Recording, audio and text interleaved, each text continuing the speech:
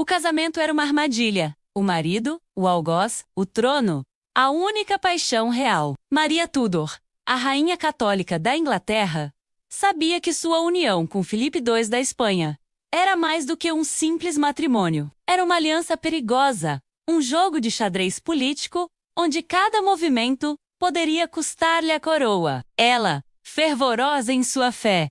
Ele, o monarca mais poderoso da Europa. Juntos, pretendiam restaurar o catolicismo na Inglaterra e forjar um império que rivalizaria com os maiores da história. Mas por trás dos sorrisos diplomáticos e das promessas de devoção, Filipe tramava. Seus planos eram tão grandiosos quanto sua ambição. A Inglaterra não seria apenas uma aliada, mas uma extensão de seus domínios. As guerras que ele planejava seriam pagas com ouro inglês. O trono que ele cobiçava não era o que estava ao lado de Maria, mas o dela próprio. A rainha, desesperada por um herdeiro que solidificasse sua linhagem católica, caiu na armadilha de sua própria mente. Uma gravidez fantasma. Um sonho que se tornou pesadelo. Filipe e seus conselheiros viram nisso a oportunidade perfeita. A fraqueza de Maria estava exposta. Sua instabilidade era o argumento que precisavam para minar sua autoridade. Enquanto a rainha se debatia com as expectativas de uma maternidade que nunca viria, seu marido movia suas peças no tabuleiro do poder. O parlamento inglês era seu alvo, convencê-los a coroá-lo como rei, consorte com plenos poderes de governo.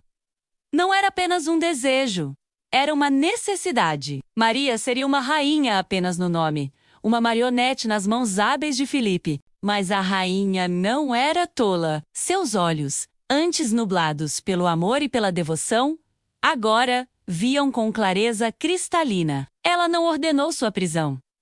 Ela cancelou seu reinado. Com a ajuda de conselheiros leais, Maria arquitetou um plano tão audacioso quanto desesperado. Filipe, o rei que pretendia governar um império, encontrou-se prisioneiro em uma gaiola dourada. Os corredores do palácio, antes seu caminho para o poder, tornaram-se os limites de seu mundo. Seus documentos, confiscados, seu acesso ao mundo exterior, cortado. O choque foi imediato. Os aliados de Filipe, antes tão confiantes, agora se viam sem líder. O parlamento, que estava prestes a entregar as rédeas do reino, recuou diante da demonstração de força da rainha. Maria, a mulher que muitos julgavam fraca demais para governar, provou ser mais forte que o homem mais poderoso da Europa.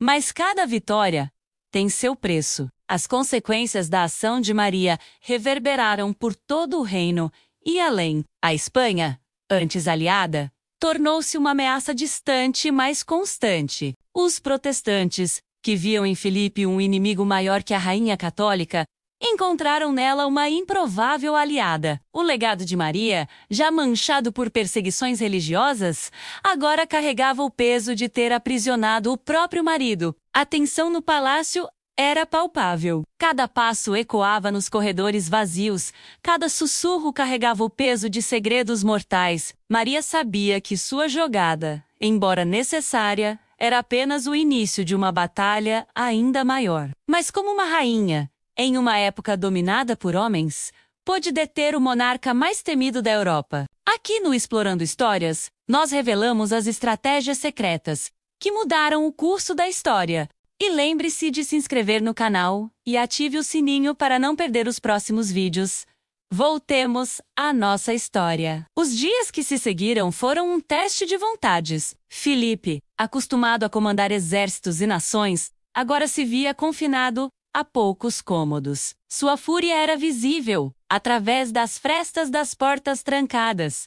Seus gritos de indignação ecoavam pelos corredores do palácio. Mas Maria permanecia irredutível. Cada tentativa de negociação, cada ameaça velada, apenas fortalecia sua resolução. O parlamento, antes tão disposto a ceder às vontades de Filipe, agora se via diante de uma rainha transformada. Maria não era mais a esposa devota, mas uma monarca determinada a proteger seu reino a qualquer custo. Suas palavras, antes suaves e conciliadoras, agora carregavam o peso de aço de uma governante que não toleraria mais ameaças à sua autoridade. Enquanto isso, nos bastidores do poder, uma rede intrincada de alianças e traições se formava. Conselheiros que antes juravam lealdade a Filipe, agora se curvavam diante da força de Maria.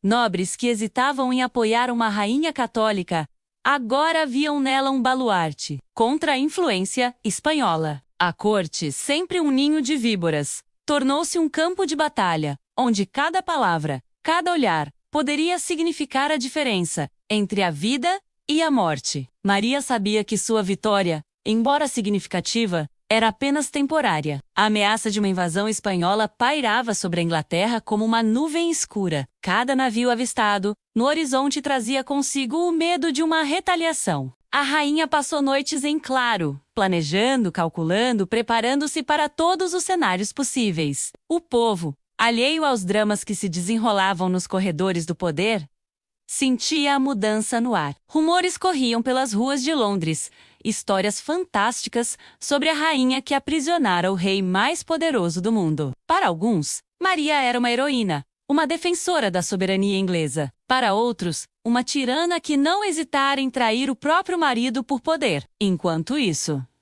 nos aposentos reais, Maria enfrentava seus próprios demônios. As noites eram longas, preenchidas com dúvidas e arrependimentos. Ela havia escolhido o trono sobre o amor, a coroa sobre o coração. Cada decisão pesava sobre seus ombros como uma capa de chumbo. Mas a cada manhã, ao ver o sol nascer sobre seu reino, ela renovava sua determinação. A Inglaterra era sua responsabilidade, seu legado, sua vida. Filipe, em seu confinamento, não estava ocioso. Mesmo privado de sua liberdade, ele ainda era um mestre estrategista. Mensagens codificadas escapavam do palácio, levadas por servos leais. Alianças eram forjadas e reforçadas em segredo. O rei espanhol sabia que seu tempo viria, que a roda da fortuna giraria novamente a seu favor. Ele esperava, planejava, sonhava com o dia em que retomaria não apenas sua liberdade, mas o controle sobre a Inglaterra